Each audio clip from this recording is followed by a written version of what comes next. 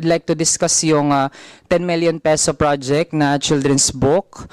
Madam Chair, dahil ayaw din po ng resource person ng question and answer, then ang paraan ko na lang po ay hindi pa tanong. Tell the committee sino po ang editor ng children's book na ito. I will forgo the opportunity to defend the Office of the Vice President 2025 budget proposal by question and answer. And I Madam leave Chair, I it to did the not House ask of a question. I Representatives told the to resource decide on the person to proposal tell this as committee the presented. name of the auditor of the children's book. Yan ang nangyayari kapag Honorable- hindi I na did not narinig. ask a question. I asked the resource person to tell the name. Pero baka hindi pa nadidistinguish ano yung tanong, ano yung hindi. Pero since ayaw pong ibigay yung name ng editor ng children's book, ito kasi yung point natin, Madam Chair.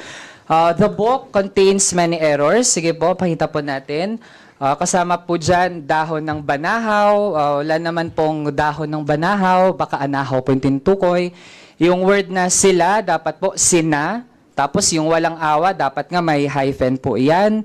Tapos, Madam Chair, nakalagay din yung pugad daw ng kwago ay nakapatong sa sanga.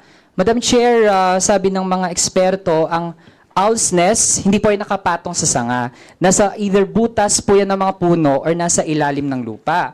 Next, Madam Chair, this book is not child-friendly as per writers kasi pag children's book, Madam Chair, hindi lang yung text yung mahalaga, pati yung visuals, Madam Chair. So, yung illustrations are not cohesive, para yung elements pinatong lang sa background. Tapos, low value ito for illustrations kasi, Madam Chair, kahit nga yung pangalan ng illustrators ay maliit compared dun sa pangalan ng author. When in fact, for a children's book, magkasing bigat po ang papel ng illustrator tsaka ng author. Also, Madam Chair, sa content, nag-i-impose po siya na kung paano dapat umasta ang isang kaibigan. But, Madam Chair, for children's books, dapat hindi siya nag-impose ng anumang bagay sa bata.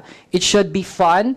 Masaya lang dapat yung bata na binabasa yung libro. So, Madam Chair, this book na pinopropose na pondohan, and actually, ang topic na nga natin, 2025 budget, gusto ng resource person, we limit to the 2025 budget, pero hindi pa rin sinasagot. But this book, Madam Chair, will just contribute to the worsening of the learning crisis. Hindi po siya actually ay makabata. Ano? The name of the editor of the book is Raul Manuel. It's a joke, ma'am. You strike it out of the record if you want.